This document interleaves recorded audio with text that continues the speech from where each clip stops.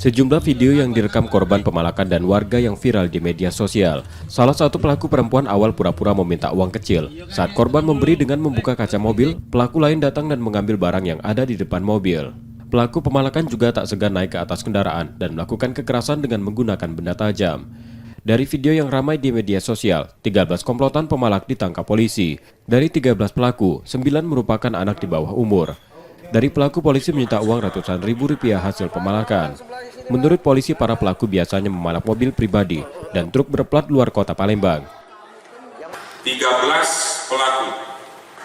pelaku yang acap kali, yang sering kali melakukan pemalakan secara paksa terhadap supir truk maupun supir pribadi, khususnya supir truk di wilayah plat luar kota maupun supir mobil pribadi luar kota. Di antara 13 orang ini, ada 9 diantaranya statusnya masih di bawah umur atau anak-anak, sedangkan 4-nya sudah dewasa.